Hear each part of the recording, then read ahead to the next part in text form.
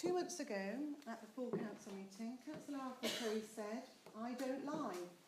And this remark was made in relation to the skatepark. We heard similar protestations from District Councillor Reyna Knight during the infamous Green Flag Award. You know, that meeting where we were told that a District Councillor, who definitely knew when Town Council meetings took place, said she didn't know the Town Council meeting was on the same night as the Lake Grounds meeting. So the question tonight for this council is, what is the definition of a lie? Some may say it is giving misleading information. Some may say it is giving inaccurate information. Both those may be pertinent, but I feel it is when someone deliberately falsifies information. Whereas Judge Ringer, when we need him, he'll have to put up with me.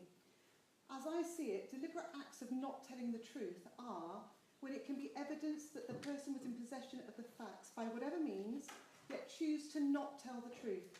In other words, they know they are not telling the truth. A town district councillor claimed at a very important meeting in Weston Town Hall that the skate park at the Lake Grounds did not have town council support.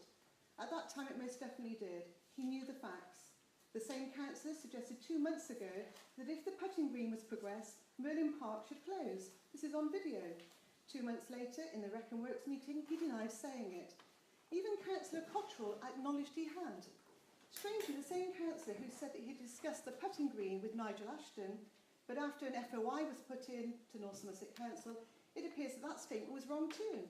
And now Arthur Terry says no discussions with NSC have taken place. He has a very different view on lies than I do, but the camera cannot lie. As I have mentioned before at these meetings, where is the location acceptability matrix now that Tory councillors, including David Pasley and Ros Cruz, insisted was used? Now, what were the Tory words? To ensure objective criteria to discuss and assess potential sites in Portishead rather than subjective personal views. So can you please ensure we receive them in future? Until we receive the facts, we are entitled to highlight those who lie.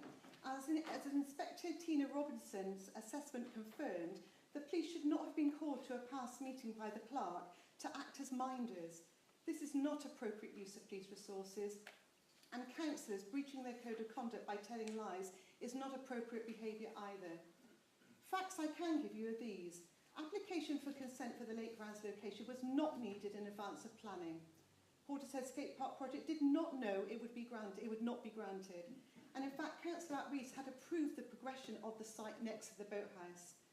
A resident newsletter at the time with David Oynes' name on it regrettably contained lies on the skate park rather than the facts. If anybody wants that document, I've got it. Here's another fact for you. Skate park recommendations were that sites are located at least 100 metres from homes. And that is why both putting greens at the time were not progressed.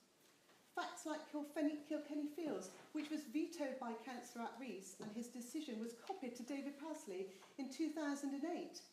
He had received objections from the ward member, David Pasley.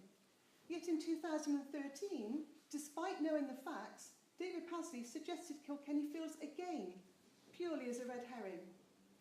We have read so much deliberate false information from several councillors, past and present, on a variety of issues in Portishead.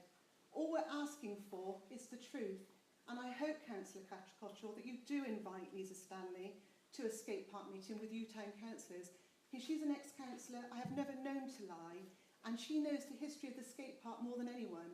And wherever it is progressed, I think you can get the facts from her. Thank you.